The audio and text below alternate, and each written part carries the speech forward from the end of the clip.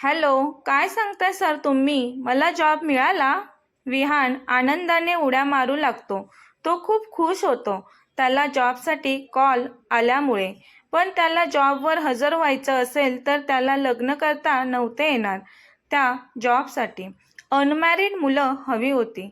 विहान त्या जॉब अपॉर्च्युनिटीची केव्हापासून वाट पाहत होता. पण त्याला तो इतके दिवस वाट पाहत होता तेव्हा जॉब नाही मिळाला. आणि आता बरोबर त्याचं लग्न असतं तेव्हा त्याला जॉबसाठी कॉल येतो. त्याचं मन आता तळ्यात मळ्यात उड्या मारू लागतं. जॉब की लग्न, लग्न की जॉब. हळद तर ऑलरेडी लागलेली असते त्याला. तो खूप विचार करतो, लग्न पुन्हा करू शकतो मी, पण एकदा ही जॉब अपॉर्च्युनिटी माझ्या हातातून गेल्यावर पुन्हा जॉब नाही मिळणार मला. शेवटी तो या निष्कर्षावर पोहोचतो की लग्न करायचे नाही. त्याचं अरेंज मॅरेज असतं त्यामुळे लग्न न करण्याचा डिसिजन घ्यायला त्याला थोडं सोपं जातं असं असावं बहुतेक.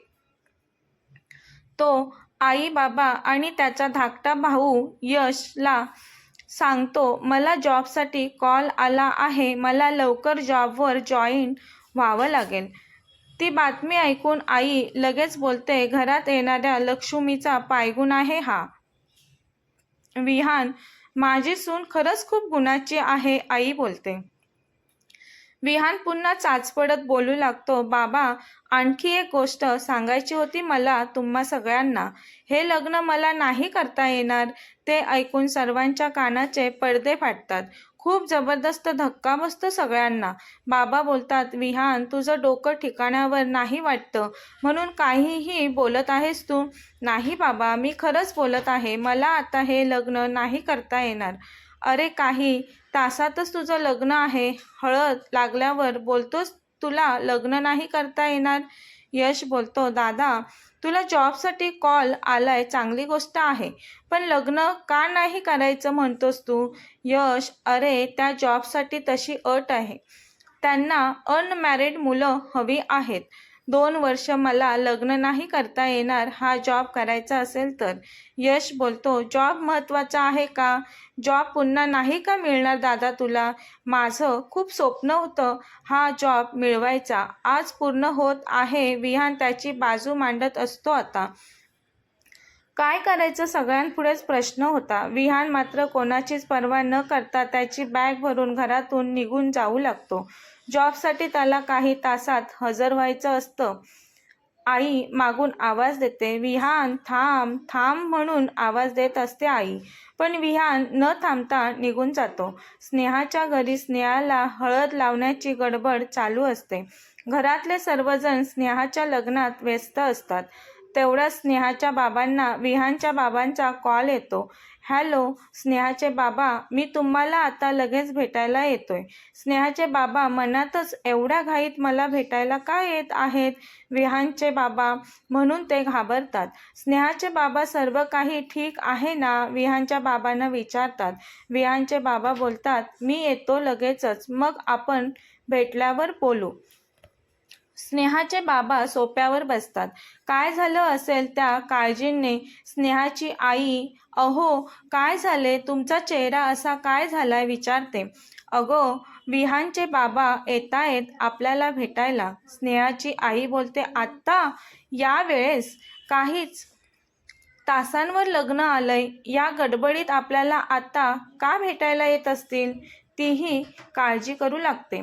काही वेळानंतर बोलल्याप्रमाणे विहानचे बाबा येतात स्नेहाच्या बाबांना भेटायला. विहानला हे लग्न करायचं नाही, तो गेला घर सोडून, सांगू लागतात विहानचे बाबा स्नेहाच्या बाबांना. असा कसा तुमचा मुलगा घर सोडून गेला? त्याला लग्न करायचं नव्हतं तर अगोदर सांगता नाही का आलं त्याला? घर भरलं आहे पाहुणे मंडळींनी लग्नासाठी. आणखीन पाहुणे मंडळी येतील. तुमचं काय जातंय बोलायला? आमच्या मुलाचं लग्न करायचं नाही म्हणून आमची मुलीकडची बाजू आहे. माझ्या मुलीची इज्जत जाईल या सर्वांमध्ये. तीही काही तिची चूक नसताना सर्वजण तिलाच नाव ठेवतील. स्नेहाचे बाबा खूप चिडले असतात. हळद लागली आहे तिला तुमच्या मुलाच्या नावाची. आजच लग्न होणार माझ्या स्नेहाचं. कसं होणार ते त्यावर तोडगा तुम्ही काढा. विहानच्या बाबांसोबत यशही असतो. यश बोलतो स्नेहाच्या बाबांना, आपण हे लग्न पुढे काही दिवसांसाठी ढकलू. 2च वर्षांचा प्रश्न आहे. स्नेहाचे बाबा म्हणतात, 2 वर्षांचाच म्हणजे 2 वर्ष तुम्हाला कमी वाटतात का? इथे उद्याचा कुणावर भरोसा नाही आणि तुम्ही 2 वर्षाची गोष्ट करताय. स्नेहाचे बाबा यशकडे पाहून बोलतात, आजच होणार माझ्या स्नेहाचं लग्न आणि तेही तुझ्यासोबत यश. यश, काय बोलताय काका तुम्ही हे? मला लग्न नाही करायचं इतक्यात. का नाही करायचं? तुझंही लग्नाचं वय झालंय. स्नेहाचे बाबा यशला बोलतात. होय, मलाही हेच योग्य वाटतंय. यशचे बाबा यशला बोलतात, आता बाबा तुम्हीही यांच्या मध्ये हा मिळवताय. मला सेटल व्हायचं आहे अजून. मी लग्नाचा विचार केला नाही. स्नेहाचे बाबा बोलतात, लग्नाचा विचार नाही केलास तर आता कर. आणि सेटल होणं काय असतं? लग्न झाल्यावर दोघांनी मिळून व्हा की सेटल. नाही तरीही मला मान्य नाही हे लग्न बाबा. स्नेहाचे बाबा बोलतात, बेटा यश, दोन्ही घरची इज्जत वाचवायची असेल तर आपल्याकडे दुसरा पर्याय नाही. यश बाळा, नाही बोलू नकोस. निदान तुझ्या बाबांसाठी तरी. यशला काही सुचत नाही. तो बाबांचा चेहरा पाहून तिथून निघून जातो. यशचे बाबा स्नेहाच्या बाबांना, काळजी नका करू तुम्ही. मी यशला तयार करतो लग्नासाठी. तुम्ही लग्नाची पुढची तयारी करा. यशचे बाबा बोलून निघून जातात. यश घरी आल्यावर सैरवैर झाल्यासारखं करू लागलेला. तो दादाच्या लग्नासाठी 2 दिवसांपूर्वीच मुंबईवरून गावी आलेला. त्याला ती नवरी मुलगी कशी दिसते काही माहिती नसतं. असं कसं कोणाबरोबरही लग्न करायला सांगत आहेत बाबा मला, आणि माझ्या मनात नसताना मी तरी का करू हे लग्न? यश स्वतःशीच बोलत असतो. तेवढ्यात बाबा त्याच्या मागून येऊन यश बाळा आवाज देतात. बाबा आता यश समोर हात जोडत असतात. बाबा आता यश समोर हात जोडतात. यश, तुझ्या बापाची इज्जत राखणं आता तुझ्या हातात आहे. यश बोलतो, बाबा काय करताय तुम्ही हे? माझ्यासमोर असे हात जोडू नका तुम्ही. मला नाही आवडत माझ्या बाबांनी माझ्यासमोर असे हात जोडलेले. यशच्या मनात नसतानाही परिस्थितीपुढे बाबांना हतबल झालेलं पाहून यश बोलतो, करेन मी हे लग्न. बाबा बोलतात, यश बाळा, मुलगी खरंच खूप गुणाची आहे. तू वाईट वाटून घेऊ नकोस. दोघांचंही लग्न होतं आता. स्नेहाचा गृहप्रवेश करत असतात सर्वजण. स्नेहा उंबरठ्यातील माप ओलांडून लक्ष्मीच्या पावलांनी घरात येते. तिच्या मागून यशही घरात येतो. स्नेहाला तिच्या बाबांनी घडलेली सर्व परिस्थिती सांगितलेली असते, म्हणून ती काही न बोलता शांत असते. यशची आई स्नेहाला बोलते, स्नेहा बेटा ये इकडे, बस इथे. मी तुझ्यासाठी पाणी आणते. काळजी करू नकोस, होईल सर्व ठीक. माझा यश खूप समंजस मुलगा आहे.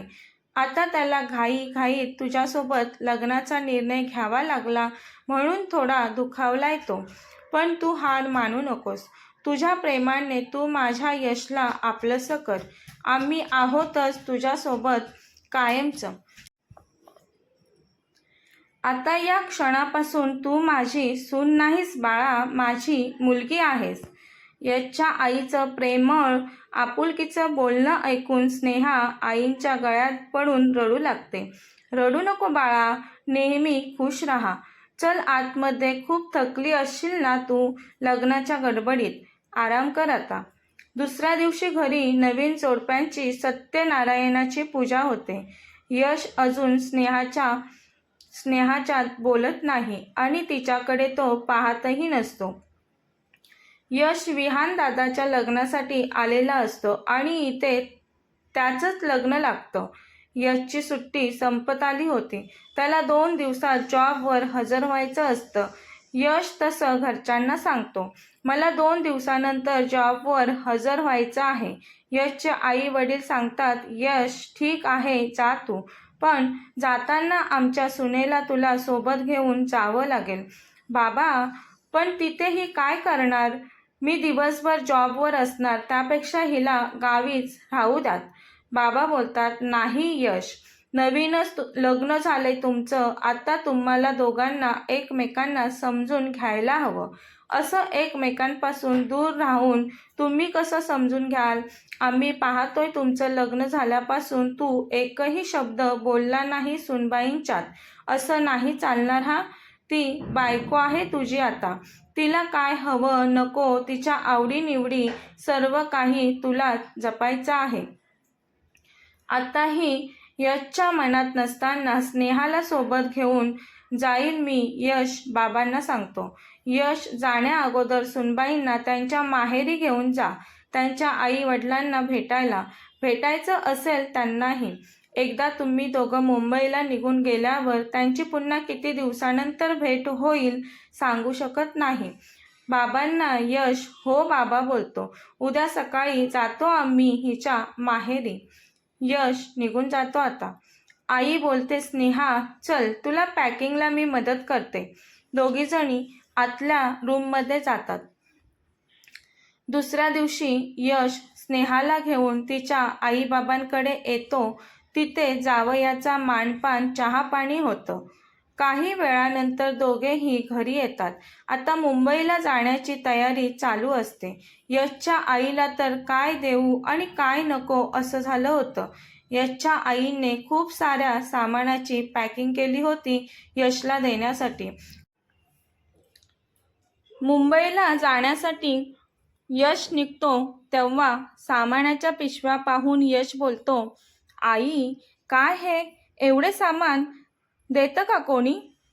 आई बोलते, यश बाळा, आता तू एकटा जात नाहीयेस, तुझ्यासोबत तुझी बायकोही आहे. काळजी घे बाळा माझ्या सुनेची. दोघेही आईबाबांच्या पाया पडून कारमध्ये बसतात. गावापासून मुंबईला येतोपर्यंत संपूर्ण प्रवासात यश आणि स्नेहा एकमेकांच्यात एकही शब्द बोलत नाहीत. कारमधून उतरल्यावर गावाहून आणलेल्या एक पिशव्या यश कारच्या डिकीतून काढू लागतो.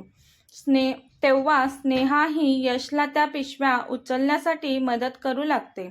तेव्हा यश कुठे स्नेहाशी बोलतो, तू नको करूस, मी करेल म्हणून. स्नेहा बोलते, मीही करते, तुम्ही कशा सगळ्या पिशव्या घ्याल? तीही 2 हातात 2 पिशव्या घेते आणि यश मागून जाऊ लागते.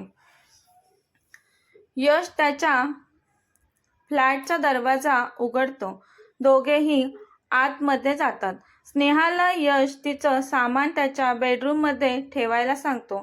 तो त्याचं सामान बाहेर हॉलमध्ये आणतो. सर्व सामानाची लावालाव झाल्यानंतर स्नेहा किचनमध्ये जाते. किचन ओटा धुवून ती त्यांच्यासाठी रात्रीच्या जेवणाला वरण भात बनवते. यश बाहेर जाऊन हॉटेलमध्ये जेवून येतो. स्नेहा विचारते यशला, तुम्हाला जेवण वाढू का? तेव्हा यश बोलतो, माझ्यासाठी जेवण नको बनवत जाऊ, तुझं तू बनवून खात जा. ती काही न बोलता नाराज होऊन निघून जाते. यशच्या बोलण्याने तिची जेवणाची इच्छा नसते, पण पोटासाठी 2 घास खाऊन झोपते ती. दुसऱ्या दिवशी सकाळी स्नेहा लवकर उठून नाश्ता बनवते. यश नाश्ता न करता ऑफिसला निघून जातो. असंच चालू असतं कित्येक दिवस. स्नेहा बोलायला जात असते यश जवळ, पण यश स्नेहाच्यात बोलतच नसतो. स्नेहा ही घरात बसून खूप बोर झालेली. ती यशला बोलते, मी जॉब बघितला आहे, उद्यापासून मी जॉईन होणार आहे. यश बोलतो, तुझी मर्जी, माझं तुझ्यावर कोणतंच बंधन नाही, तुला हवं ते तू करू शकतेस. मी मजबुरी म्हणून तुझ्यासोबत लग्न केले, मनापासून नाही. आपण जगासाठी नवरा बायको आहोत. आपल्यात नवरा बायकोचं नातं कधीच निर्माण नाही होणार. परत एकदा स्नेहाचं मन नाराज होतं. ती तिथून बेडरूममध्ये जाते. स्नेहाचं मन खूपच अस्वस्थ झालं होतं. यश तिच्यासोबत बोलत नव्हता म्हणून तिच्या मनाचं खच्चीकरण होत होतं. तिच्या डोळ्यातून अश्रू वाहू लागलेले. आता आई वडिलांची तिला खूप आठवण येत होती. रडत रडतच तिला रात्री उशिरा झोप लागते आणि ती झोपून जाते. दुसऱ्या दिवशी पहाटे स्नेहा लवकर उठून तिचा टिफिन बनवते. तिचं आवरून जॉबला निघून जाते. स्नेहाने सांगितलं असतं ती जॉबला जाणार ते. यश विसरून जातो. तो उठतो तेव्हा स्नेहा घरात नसते. तो स्वतःशीच ही कुठे गेली बोलतो. तो संपूर्ण घरभर तिला शोधू लागतो. त्याला स्नेहा कुठेच दिसत नाही. आता त्याला आठवतं ही मला काल रात्री काहीतरी जॉबला जाणार असं सांगत होती. ही जॉबला गेली वाटतं. तो त्याचं आवरतो आणि किचनमध्ये त्याच्यासाठी कॉफी करायला जातो. तो तेव्हा तिने बनवून दिलेली भाजी चपाती पाहतो. तो लगेच ताटात भाजी चपाती वाढून घेतो आणि सोफ्यावर बसून खातो. त्याला खरंच जेवण हॉटेलच्या जेवणापेक्षा घरचं जेवण चवदार लागतं. तो स्वतःशी बोलतो, चांगलं बनवते ही जेवण. आता असंच चालू असतं. रोज सकाळी तिने बनवलेली भाजी चपाती खाऊन यश ऑफिसला जाऊ लागलेला. तिलाही माहिती झालं होतं यश तिने बनवलेली भाजी चपाती खाऊन ऑफिसला जातो ते, म्हणून ती थोडं जास्तीचं बनवून ठेवू लागलेली. आईचा यशला फोन येतो. बोल आई, यश बोलते. अरे यश बाळा, कसा आहेस तू? तुला आईची आठवण येते की नाही? तू साधा एक कॉलही करत नाहीस आई-बाबांना. आई, खूप कामाचा लोड असतो, त्यात राहून जातो तुला कॉल करायचा, यश बोलतो. नेहा कुठे आहे? तिला दे फोन. तिनेही खूप दिवसांपासून मला कॉल केला नाही. तुमच्यात सगळं काही सुरळीत चालू आहे ना बाळा? आई यशला विचारते. आई, स्नेहा जॉबला जाते म्हणून केला नसेल तिने कॉल. बरं बरं यश, आई बोलते. यश, आम्हाला गोड बातमी कधी देणार? कोणती गोड बातमी? न समजून यश बोलतो. अरे बाळा, बुद्धूच आहेस तू. आम्हाला आजी आजोबा कधी बनवणार? आई यशला बोलते. आई, मी ऑफिसमध्ये आहे, नंतर करतो तुला फोन, बोलून यश कॉल कट करतो. स्वतःच्या केसातून हात फिरून अरे यार, ही आई पण ना, काहीही विचारते. आईला यशचं वागणं बोलणं काही बरोबर वाटत नाही. ती बॅग भरून दुसऱ्या दिवशी लगेचच मुंबईला यशच्या घरी येते. आई बाबा बेल वाजवतात. यश दरवाजा उघडतो आणि समोर आई बाबांना पाहून चाट पडतो. त्याला काहीच न बोलता आलेले असतात आई बाबा. तो आई बाबा तुम्ही बोलतो. आई बोलते, यश, आम्हाला पाहून तुला आनंद नाही झाला वाटतं? नाही, तसं नाही आई बाबा, आत या. आई बाबा येऊन सोफ्यावर बसतात.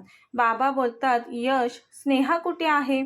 आहे ना, आतमध्ये आहे, यश बोलतो. आई बोलते, बोलव स्नेहाला. यश स्नेहाच्यात बोलतही नसतो, पण आता यशला आईबाबांसाठी बोलावंच लागणार होतं स्नेहासोबत. स्नेहा बेडरूममध्ये असते. यश बेडरूममध्ये येऊन बेडरूमचं दार आतून लॉक करतो.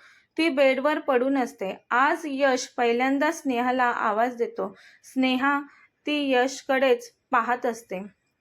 हे आज अचानक असे काय वागत आहेत? एवढा दिवस बेडरूमकडे कधीही न फिरकणारे हे आज चक्क बेडरूमचा डोर आतून लॉक करत आहेत. मला स्नेहा म्हणून आवाजही देत आहेत. यश बोलतो, आई बाबा आलेत बाहेर. तीही मग दचकून बेडवरून उठते. काय बोलते स्नेहा? यश बोलतो, हो, आणि ते तुला विचारत आहेत.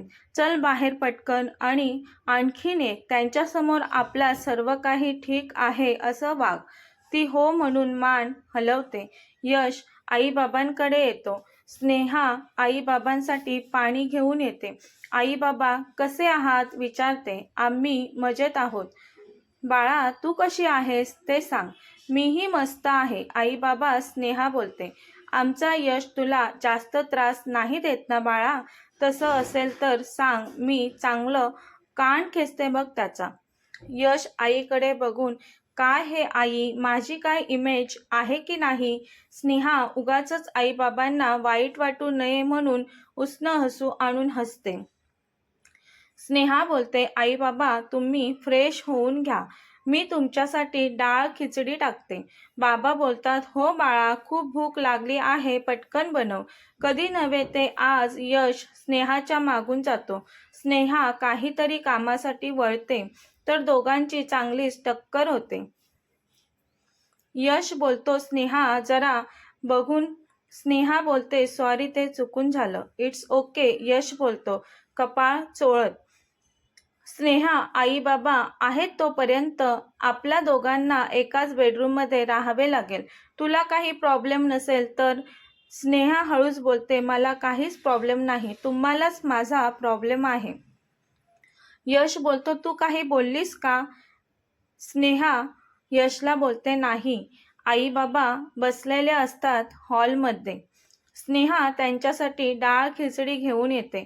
आई बोलते, यश, तूही बस ना आमच्यासोबत. अगं आई, माझं जेवण झालंय, आता नको मला. बस रे बाळा माझ्यासोबत. आई यशला जास्तच आग्रह करू लागते. मग शेवटी यश जेवायला बसतो. सर्वांसोबत स्नेहाच्या हातच्या डाळ खिचडीचा पहिलाच घास खाऊन तो मंत्रमुग्ध होतो. बाबा बोलतात, खूप छान झालं आहे जेवण. खरंच तुझ्यात अन्नपूर्णा आहे. बाबांनी केलेलं कौतुक ऐकून स्नेहा खुश होते.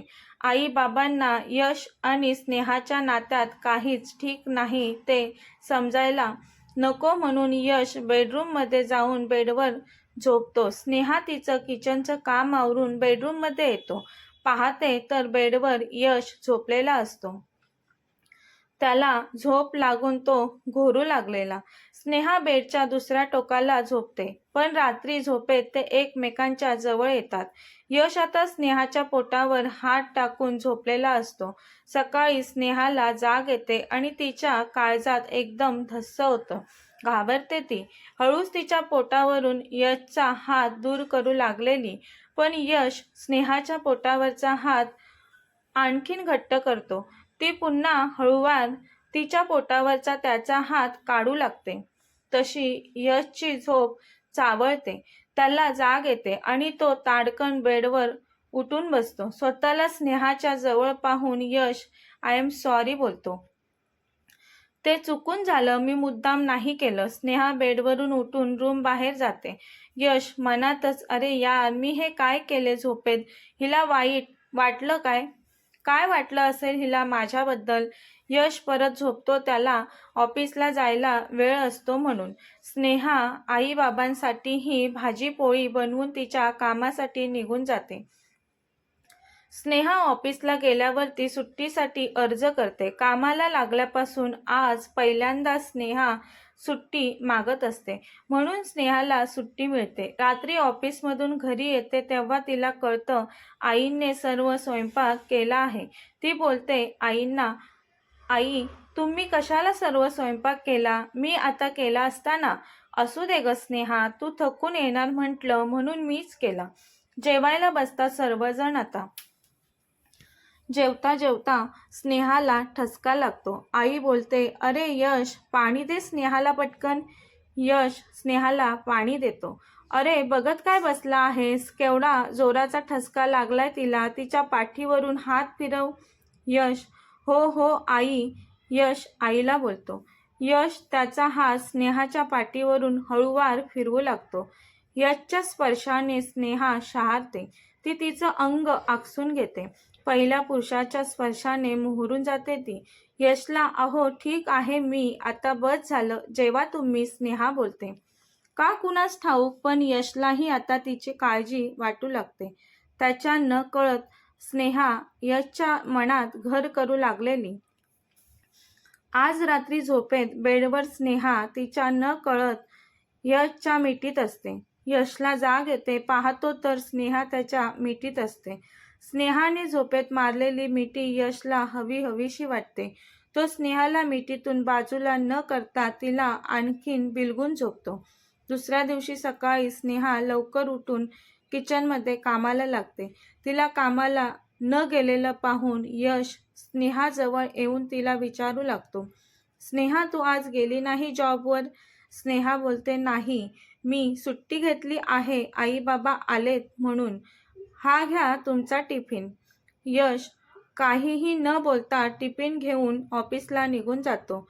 ऑफिसमध्ये गेल्यावर त्याचं ऑफिस कामात लक्षच लागत नाही. त्याला सतत स्नेहाचा विचार मनात येत असतो. काय चूक होती स्नेहाची? मी तिला कशाची शिक्षा देतोय? तिच्यापासून दूर राहून तिच्या नजरेत माझ्यासाठी प्रेम पाहिले आहे मी. तिला का झिडकारतोय मी? काय कमी आहे तिच्यात? तिने एका शब्दांनीही मला दुखावलं नाही. समोर आहे ती परिस्थिती बिचारीने ॲक्सेप्ट केली. आई-बाबांसाठी किती करते ती. ते आलेत म्हणून तिने सुट्टीही घेतली आहे. तिच्या हातच्या जेवणाने तर माझ्याजवळ येण्याची तिची वाटच मोकळी केली आहे. आता बस, पुरे झाला हा दुरावा. आता मी स्नेहाला दुःख देणार नाही. लग्न करून घेऊन आलोय मी तिला माझ्यासोबत. तिला तिचा हक्क मिळायला हवा. नवऱ्याचं प्रेम मिळायला हवं तिला. तो स्नेहाला कॉल करतो. स्नेहा, संध्याकाळी आपल्याला बाहेर जायचं आहे, तयार राहा. ती आई-बाबांना विचारते, आई-बाबा हे म्हणतायत बाहेर जायचं आहे संध्याकाळी. हो सांगू का त्यांना मी? आई बोलतात, अगं विचारते काय? हो सांगून टाक पटकन. आज लाल कलरची साडी नेसून स्नेहा खूप छान तयार झालेली असते. पिकअप करायला येतो यश स्नेहाला. स्नेहा खूपच सुंदर दिसत असते. तिला पाहून यश स्नेहाकडे पाहतच राहतो क्षणभर. तो तिच्यात हरवतो. आई बोलतात, माहिती आहे यश, आज ती छान दिसते. पण तिला असंच पाहत बसलास तर तुम्ही फिरायला केव्हा जाणार? तसा यश भानावर येत, आई जातोय आम्ही. स्नेहा ये लवकर खाली बोलून यश आल्या पावली निघून जातो. दोघेही कारमध्ये असतात आता. यश डोळे तिरके करून मधून मधून स्नेहाकडे पाहत असतो. मनातच यश, अरे यार ही किती सुंदर दिसते. एवढे दिवस मी हिला स्वतःपासून दूर कसं ठेवलं. आता तर हिला मला कडकडून मिठीत घ्यावंसं वाटते. एका मोकळ्या शांत निसर्गरम्य जागी यश कार थांबवतो. यश उतरतो आणि आता स्नेहाच्या बाजूचा दरवाजा उघडा करून तिला बाहेर यायला सांगतो. यशची नजरच हटत नसते स्नेहावरची. त्याला असं स्वतःकडे एकटक पाहताना ती खूप लाजते. यश तिचा हात हातात घेऊन कारपासून काही अंतरावर तिला घेऊन जातो. त्याच्या थंड हाताच्या स्पर्शाने ती शहारते. गुडघ्यावर बसून आय लव्ह यू स्नेहा, यश स्नेहाला म्हणतो. लगेच खुशीने स्नेहाचे गाल गुलाबी होतात. पण काही क्षणातच तिच्या डोळ्यातून अश्रू वाहू लागतात. यश स्नेहाचे अश्रू पुसून स्नेहाला बोलतो, आय एम सॉरी. चुकलो मी, खूप चुकलो मी. मला माझ्या वागण्याचा पश्चाताप होत आहे. प्लीज मला माफ कर म्हणत त्यांनी तिला मिठी मारली. स्वतःला त्याच्या मिठीत पाहून ती सुखावली. यश बोलतो, किती मूर्खपणा करत होतो मी. एवढे दिवस मी तुला स्वतःपासून दूर ठेवलं. मी तुझ्यावर प्रेम केलं नाही आणि तुलाही माझ्यावर प्रेम करू दिलं नाही.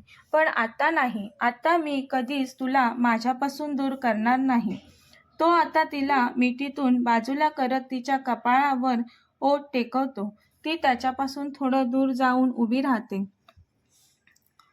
यश तिला जाऊन पाठीमागून अलगद मिठीत घेतो. तिच्या मानेवर त्याचे गरम श्वास तिला जाणवत होते. अलगद त्यांनी हाताने तिच्या कमरेला विळखा घातला. त्याच्या अचानक झालेल्या स्पर्शाने ती पुन्हा मोहरून गेली.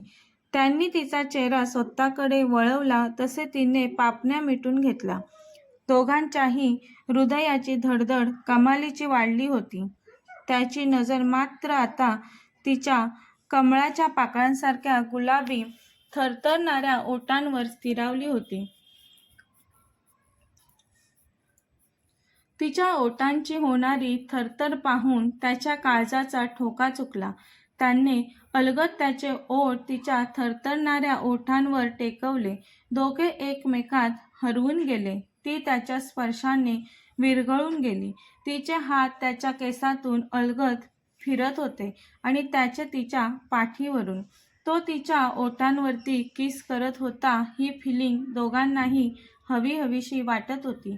दोघे बराच वेळ एकमेकांच्या मिठीत हरवून गेले होते. एकमेकांपासून दूर असणारे हे जीव शेवटी एकमेकांच्या प्रेमात चांगलेच आपटले. कथा समाप्त. कथा आवडल्या चॅनलला सबस्क्राईब करा. अशाच नवनवीन कथा ऐकण्यासाठी लाईक, शेअर आणि कमेंट करायला विसरू नका. धन्यवाद.